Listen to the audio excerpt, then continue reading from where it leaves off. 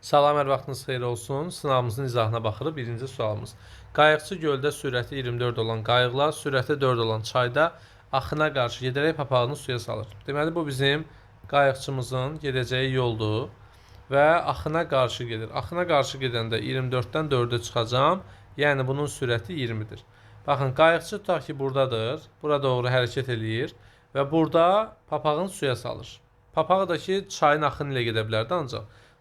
Qayıqçı yuxarı gedir, üzü yuxarı. Papaq isə buradan suya düşür və çayla 4 sürətlə 9 dəqiqə aşağıya doğru axacaq. 36 metr.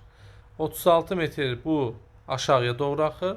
Bu 9 dəqiqə ərzində qayıqçı da 20 sürəti ilə, çünki axına qarşı sürət 20-dir axı, 9 dəqiqə ərzində üzü yuxarı 180 metr yolu yuxarıya doğru çıxacaq.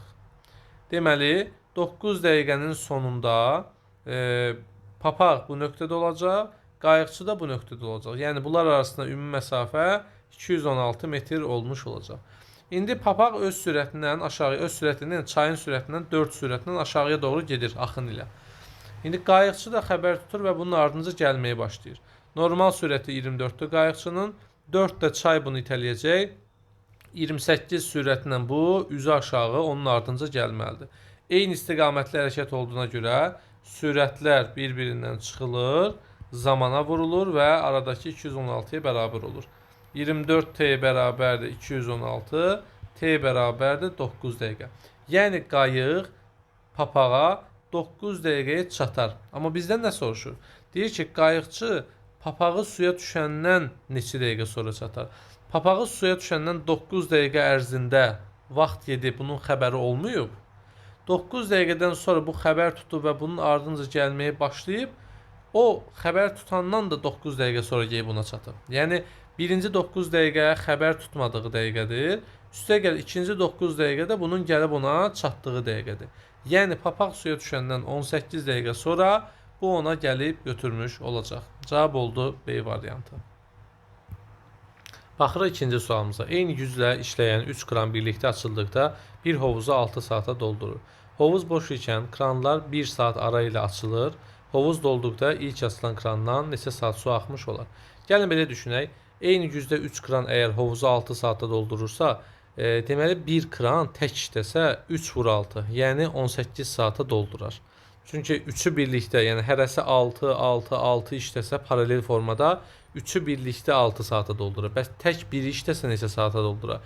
Tək biri işləsə 18 saata bu hovuzu doldurmuş olar. İndi hovuz boş ikən kranlar 1 saat ara ilə açılır. 1 saat ara ilə, yəni biri x qədər su vurur, biri x çıxılsın 1, biri x çıxılsın 2, düzdür? Və bunların cəmi 18'i verməlidir bizə. 1 saat ara, hər biri arasında 1 saat fərq var, görürsünüz. Biz də bunların hamısını toplayıb, nəyə bərabərləyəcək? 18'ə bərabərləyəcək. Topladım, elədim 18. Bu da eləyir 3x bərabərdir 18'in üzərinə həmin bu 1 ilə 2'ni gələcəm 21 eləyəcək. X da bərabər nəyə? 7'yə. Bu hissəni bir daha vurğulayaq. Niyə burada x çıx 1, x çıx 2 elədik? Çünki hovuzlar 1 saat ara ilə işləyir. Yəni birinci hovuz x saat işləyəndə o birisi ondan 1 saat az işləyəcək. Yəni x çıx 1. O biri də bundan 1 saat az olacaq. Yəni x çıx 2. Yəni hamısı 1 saat ara ilə fərqlə işləyir və cəmi 18 saat vaxt eləməlidir. Biz də bunları topladıq, 18'ə bərabərlədik, x-in cavabını tapdıq 7. İlk açılan kran ən çox işləyən krandır. A variant 7 saat su axıtmış olacaq. Üçüncü sualımıza baxaq. Bir adam pulunun 40%-ni 40%-dən, geri qalanının 60%-dən 60%-ə verərək il sonuna 156 manat faiz əldə etdi. Bu adamın 60%-dən verdiyi pul neçə manatdır? Bax, bizim x qədər pulumuz var. Bunun 40%-ni, 40% nə qədər edir? 0.4x edir. Yəni 100'ün 40%-ni tapırsan, 100'ün 40%-ni tapmaq üçün x-in 40%-ni tapırsan, bunu 40'a vurub 100'ə böləcəksən. Bu da %40. Yəni ixtisar da gedir 0.4x. Bunun 40%-dən verir. Yəni 0.4x-in da 40%-ni tapacam. 0.4'ün də 40%-ni kalkülyatla tapa bilərsiniz. 0.16x edir. Qalanının 40%-i buradadırsa 60%-i qalıb, yəni 0.6x-i qalıb. Bunu da 60%-dən. Bunu da %60'ını tapanda kalkülatorla bu da 0.36x. Və bu faizlərdən 156 manat əldə edib. Yəni o faiz hissəsindən 156 manat əldə edib. Faiz hissəsi nə qədərdir? 0.6x üstə gəl 0.36x bərabər nə qədər? 156 manata. Toplayaq. 0,6'nın altını topladı. 2 yazdıq. 1 yadda 4. Bu da 5. 0.152x bərabərdir 156'ya. X də bərabərdir 156'nı 0.152'ye böləndə 300 manat edir. Deməli bu adamın ümumi məbləği 300 manat imiş. Bu adamın 60%'dən verdiyi pulu soruşur. 300 manatın 60%'ini 60 manatdan vermişdi. 60% eləyir 180 manat. Yəni C variantı bizim doğru cavabımızdır. Dördüncü sualımız. Birinci gün 55 ton buğda yığıldı. Yazdım. Birinci gün 55 ton buğda. İkinci gün birinci gün yığılan buğdaların 5'teki hissəsindən, ikinci gün bunun 5'teki hissəsindən, yəni 55'in 55 tonun 5'teki hissəsindən nə qədər çox? 40 sentner çox buğda yığıldı. Bərabərdir. Bunun 5'tekisi 22 ton eləyir. 22 ton 40 sentner. Bunu da qeyd elədik. Üçüncü gün isə birinci və ikinci gün yığılan buğdaların cəmindən 20 ton az buğda yığıldı. Üçüncü gündə birinci gündən ikinci günü toplayanda 77 ton 40 sentner eləyir. Və bundan nə qədər? 20 ton az. Yəni 57 ton neçə sentner? 40 sentner. 3 gündə yığılan buğdaların cəminin yarısı neçə tondur? Gəlin cəmini tapaq əvvəlcə, sonra isə cəminin yarısını taparıq. Deməli 55 ton birinci gün yığılıb, 22 ton 40 sentner ikinci gün yığılıb, 57 ton 40 sentner üçüncü gün yığılıb. Buraya da 80 sentner. Burada da toplayanda 14 bir yadda 12 13 134 ton 80 sentner. 80 sentner də 8 ton deməkdir, bilirsiniz. Bu 8 ton da 134'ün üzərinə gələndə 142 ton eləyir. Yarısı 71 ton. Cavab oldu B variantına bərabər. Baxa 5-ci sualımıza, tənlik sualımızdır. Yazaq 48 üstə gəlsin 2 vurulsun, mötərizə açdıq 65 çıxılsın, x vurulsun 2 böl 4, bağla. Bağla üstə gəl 16 vurulsun 7 çıx 162 bərabərdir 101.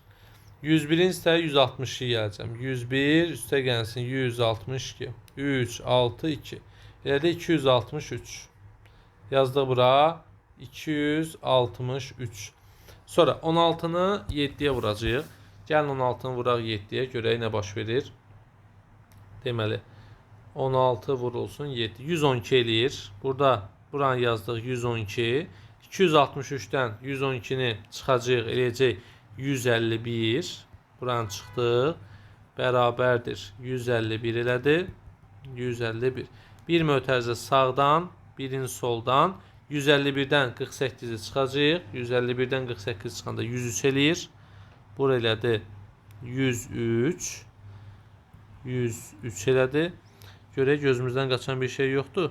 Hesablamada bir daha baxaq. Burası düz gəlmədi çünki. 101'in üstə 162 gəldi. 101 üstə gəldi 162. 263 elədi. Burası doğrudur. 16'nı 7'ye vurduq. 112. 112. Bura 263 elədi. Bu da 112. Sonra nə elədi? 263'dən çıxdıq 112'ni 151 elədi. Aha. Buranın cavabı elədi 151. Buranı sildi 151. 151'dən də nəyi çıxacaq? 48'i çıxacaq. Yox, bura qədər səhvimiz yoxdur. Yaxşı, davam eləyək. Deməli, 103'ü 2'ye böləndə, gəlin mötərizəni vurub aça da bilərik, bölə də bilərik. Yaxşı, gəlin bölək. 103'ü 2'ye böləcəm. Tamdan alınır bəlkə. 103 bölünsün 2. 51,5. Yazıram 65 çıxılsın x vur 2 böl 4 bərabərdir 51,5'e. İndi 65'dən çıxacam 51,5'e. Eləyəcək x vur 2 böl 4 bərabərdir 13,5'e. 13,5'i vuracam 4'e. O zaman x vur 2 bərabərdir 54 eləyir. X də bərabərdir 54'ü böləcəm nəyə? 2'yə. Eləyəcək 27. Yəni əvvəli tamdan alınsa da sonda cavabımızı natural ədəd kimi ala bildik. X'imiz oldu 27. Birbaşa cavablar üzərindən gedək, vaxtımız getməsin. Ən kiçik 2 rəqəmli tək ədədlə. Ən kiçik 2 rəqəmli tək ədəd 11'dir. Cəmi, yəni 27'nin cəmi, görək nə verir bizə? 8, 38. Ən kiçik 3 rəqəmli ədədin, yəni 100-ün yarısından yarısı əldə eləyir. 11 vahid kiçikdir. Həqiqətən də 50-dən 11-i çıxanda 38-i ala bilirik. Yəni E variantı bizim doğru cavabımızdır. Baxaq 6-cı sualımıza. 6-cı sualımız biraz imtahandan daha çətin sayıla bilər. Ona görə diqqətli olun. Bəzən belə düşündürücü suallar da işləməkdə sizə fayda var. Əhməd, Kərim və Davudun gündəlik əmək haqqısı 1 saat boyadıqları sahə ilə hesablanır. Deməli, birinin əmək haqqısı 1000 manatdır, biri 1200-dür, biri 1500-dür. Bunlar bir-birindən yəni düz mütənasiblərdə. Yəni Əhmədin 1000 manata gördüyü şeyi Kərim 1200 manata görür, Davud da 1500 manata görür. Gəlin belə düşünək. Əhmədin boyadığı yer A, Kərimin boyadığı yer B, Davudun boyadığı yer C olsun. Düzdür? Mən indi A-nı 1000-ə böləndə, yəni Əhmədin gördüyü işi hesablamaq istəyəndə A-nı 1000-ə böləcəm. Yəni A qədər işi 1000 manata görür.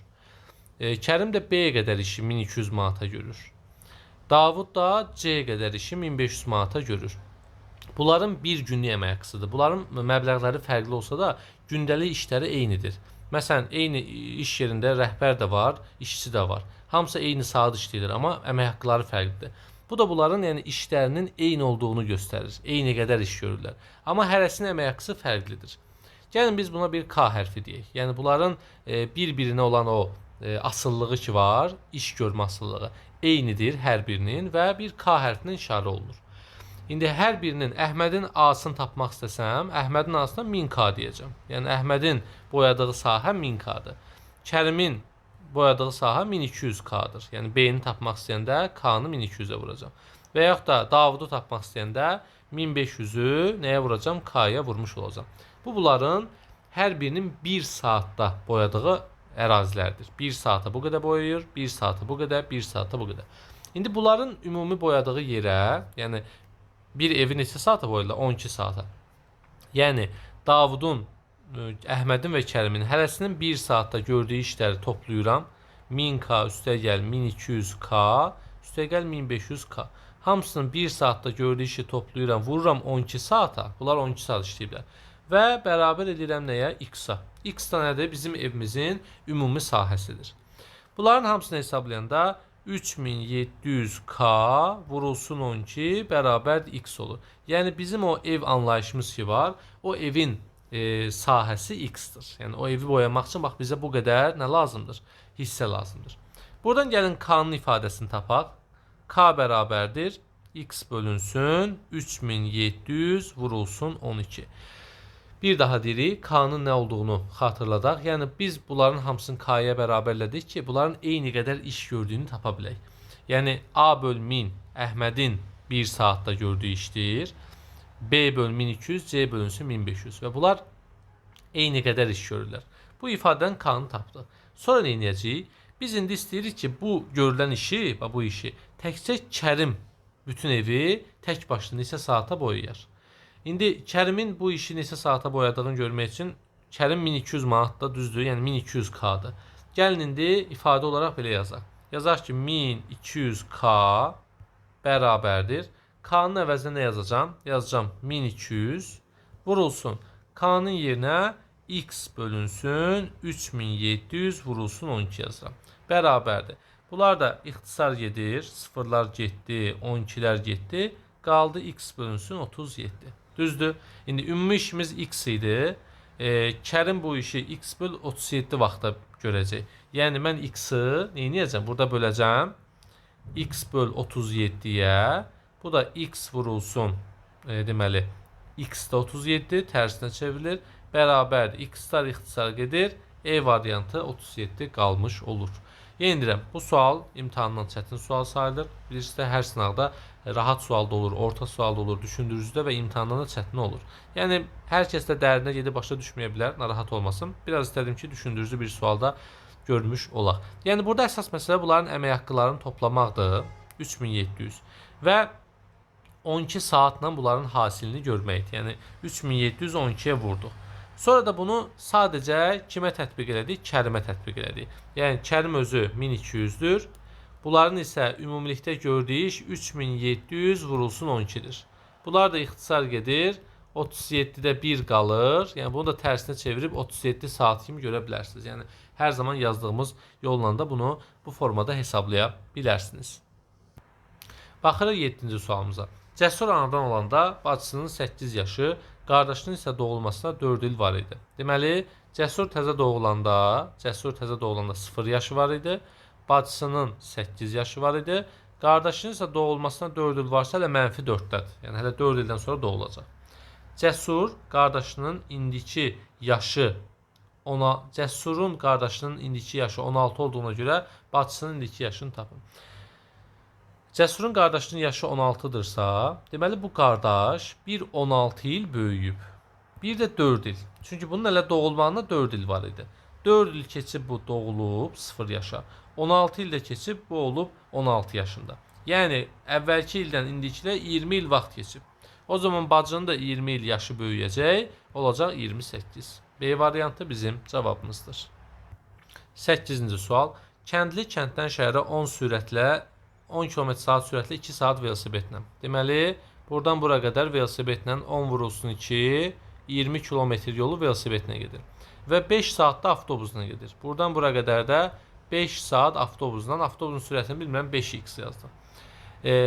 Geriyə isə 2 saata taksi ilə qayıdır. Taksinin sürəti avtobusdan 40 çoxdur.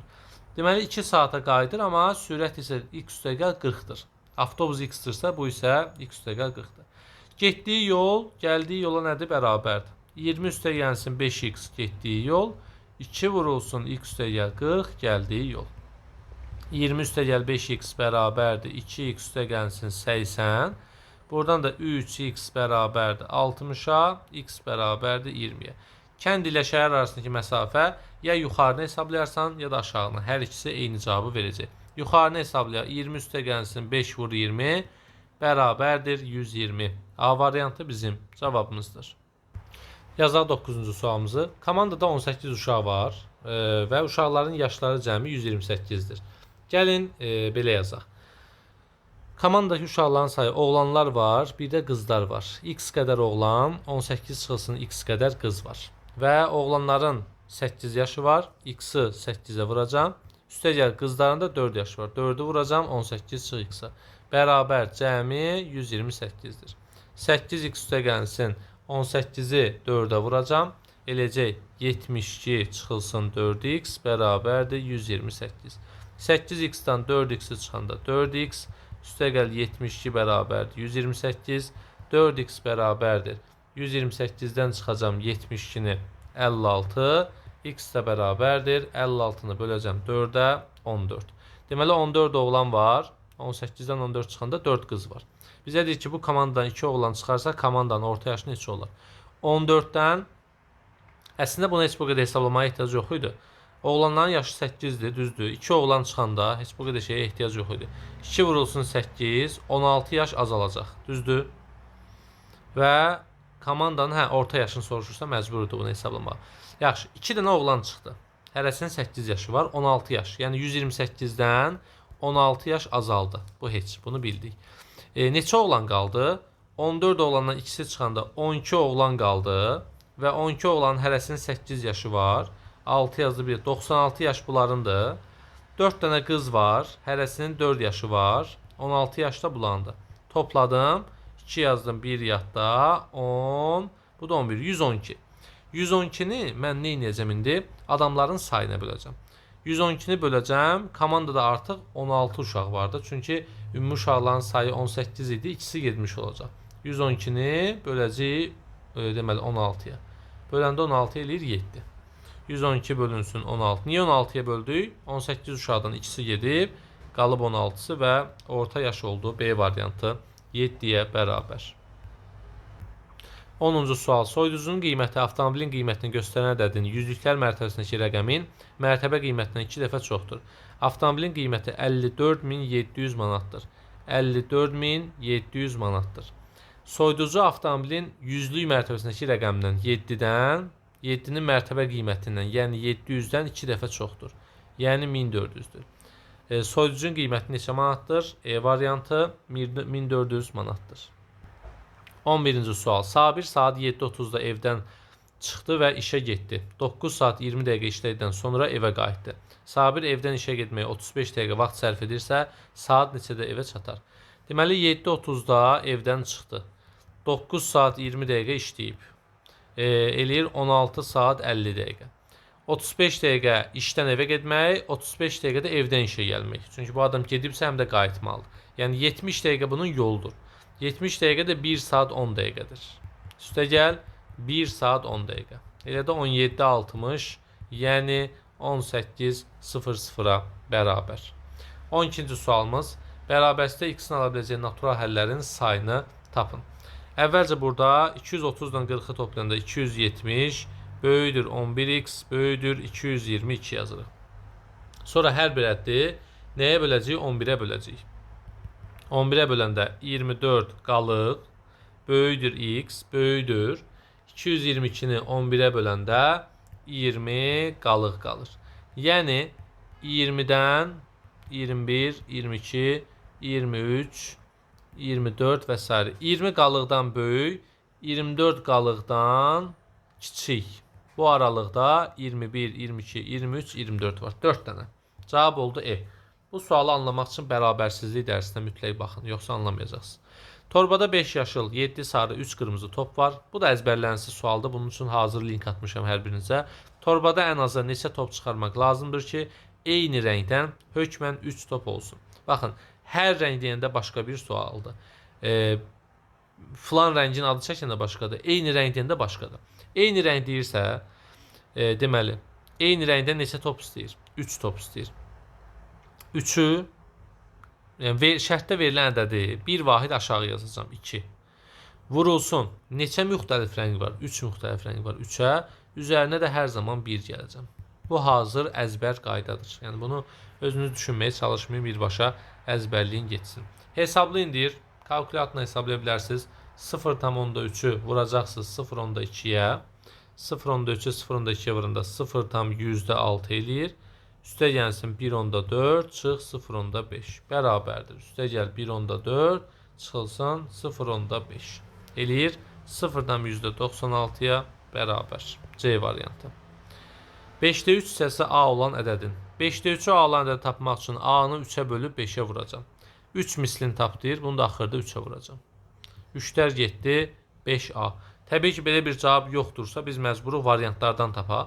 Çünki ifadənin qurulması variantlara baxmağı tələb edir. Yəni 5'i A-ya vurmalıyam. 5A. Sonra onu 3'ə bölməliyəm. Məxrəcdə görürsünüz. Axırda cavabı 3'ə vurmalıyam. 5A bölünsün 3, vurulsun 3. Başqa variantdan heç biri uyğun gəlmir. Cavab oldu A. 16. 2'də 1 A yazaq. 2'də 1 A üstə bərabərdir. 5'də 1 B bərabərdir. 8'də 1 C. ABC ədədlərini artan sıra ilə düzün. Yəni bu nə deməkdir? Bu deməkdir ki, A bölü 2, B bölü 5, C bölü 8 deməkdir. Bu düzdür. Bölmə olanda böyüyün yanında böyük, kiçiyin yanında kiçik olur. Artan sıra deyirsə ən balacası A'dır, sonra B'dir, sonra C'dir. Və ya hər bir həddi mən sizə 30'a bərabərləşdirmə qaydası başa salmışam. Açıb dərs sahına baxa bilərsiniz. A olur 60, 2'ni 30'a vurdum. B olur 150, C olur 240. Həqiqətən də A, B, C bizim azdan çoxa doğru artan sıra ilə ardıcıllığımızdır. Bunu hesablayaq. Hər birini kiloqrama çevirəcəm. 13.600 kiloqram. Mötərizənin içərisinə ayrıca baxacam. 3400 üstə gəlinsin. Bu 200'dür. 200'ün üstə 460 gələndə neçə eləyir? 660 eləyir. Elədi 0, 6, 0 yazdı. Bir yadda 4060. Çıxılsın 4060. 0, ondan 6 çıxdıq 4. Bu elədi 5, düzdürmü? Deməli 10'dan 6 çıxdıq 4, 5. Burada qalıb 13'dən 4 çıxanda neçə elədi? 9. 9 ton 540 kiloqram. 9 ton 540 kiloqram. 18. Birinci gün kitabxanaya 640 kitab gətirdilər. İkinci gün birinci günün 8'də 5'i qədər. Birinci gün 640 gətiriblər. İkinci gün 640'ın 8'də 5'i qədər. 8'ə böldüm 80, 5'ə vurdum 400. Üçüncü gün isə ikinci günün 4'də 3'ü qədər. 3 isə ikinci günün 400'ün 4'də 3'ü qədər. 4'ə böldüm 100, 3'ə vurdum 300. 3 gündə kitabxanaya cəmi nə qədər gətirdilər? 640, 400 və 300. Elədi 1340. 700, 640. Deməli baxaq. 640-ın üzərinə 700 gələndə eləyir 1340. Cavab oldu A variantına bərabər. Müxtəlif tərəfli üçbucağın tərəfləri 5 və 8-dir. Biri 5-dir, biri 8-dir, biri x-dir. X-in qiyməti 8 ilə 5-in cəmindən kiçik, fərqindən nə olmalıdır? Böyük olmalıdır. Yəni 3-dən böyük, 13-dən kiçik olmalıdır bizim x-imiz. Yazıram 4, 5, 6, 7, 8, 9, 10, 11, 12. Amma müxtəlif tərəfli dilinə görə 5 və 8-dən burada istifadə etmək olmaz. Üçüncü tərəfin neçə natural qiyməti var? 1, 2, 3, 4, 5, 6, 7. Müxtəlif tərəfli şərti olmasaydı 9 dənə olardı. Hamısını götürərdim. Amma 5 və 8 təzədən götürülə bilməz. O zaman müxtəlif tərəfli şərti pozulmuş olur. Baxırıq 20-ci sualımıza. 2 kuboiddən düzəldilmiş fiqurun görünən səthin sahəsini tapın. Görünən səth deyəndə, yəni sağdan, soldan, yuxarıdan, aşağıdan, öndən, arxadan, bütün istiqamətlərdən baxanda qutunun görünən üzləri nəzərdə tutulur. Yəni belə suallarda sadəcə qutunun bir-birinə dəyən, kəsişən hissələrin nəzərə almayacağıq, qalan bütün hissələri hesablayacağıq. Əvvəlcə aşağıdakı fiqurun tam səthin sahəsini hesablayaq. 2 vurulsun, A vur B, A vur C və B vur C. Bu bunun bütün tam səthinin sahəsidir, aşağıdakı qutunun. Sonra yuxarıdakı qutunun tam səthinin sahəsini hesablayaq. Yenə eyni düsturla 2 vurulsun 3 vur 1, 3 vur 2 və 1 vurulsun 2. Bərabərdir 22. İndi baxın, biz bunları toplayanda alırıq 150. 150 bu iki qutunun cəmi sahəsidir. Amma bu iki qutunu üst-üstə qoyanda yuxarıdakı qutunun oturacağı qədər sahə görünməyəcək. Həm yuxarıdakı qutunun həmin sahəsi görünməyəcək, həm də aşağıdakı qutunun eyni qədər sahəsi görünməyəcək. Uzun sözün qısası bir-birinə dəyən hissələri 2 dəfə çıxacaq. Bir, yuxarıdakı qutunun sahəsindən yemiş oluruq, bir də aşağıdakı qutunun sahəsindən yemiş oluruq. Bu görünməyən hissə haradır? Bunun eni 1-dir, uzunluğu 3-dür. 1 vur 3, yəni sahəsi 3 olan bir qutunun oturacağı qədər sahə görünməyəcək. 3 kvadrat metr həm yuxarıdakı qutuda yoxdur, yəni gizlənib, həm də aşağıdakı qutuda gizlənib. Yəni 2 dənə 3. Nə qədər? 6. 150-dən 6-sı görünməyəcək. Nə qədər görünəcək? 144-ü görünmüş olacaq. Evdə kibrit qutularını bir böyük, bir balaca üst-üstə qoyun. Görəcəksiniz ki, hər ikisində ortaq bir sahəsi var. Yəni bir yuxarı qutunun oturacağı, bir də yuxarı qutunun bu aşağıdakı qutuya dəyən hissəsi. Həmin hissələr görünmür, qalan hissələr görünür. Birdən düşünərsə, ay müəllim, arxası da görünmür, aşağısı da görünmür. Xeyr. Yəni bu fiqura ümumi baxanda sağdan, soldan, yuxarıdan, aşağıdan o nəzərdə tutulur ki, bir-birinə toxunan hissələrin görünməməyi nəzərdə tutulur. Cavab oldu D.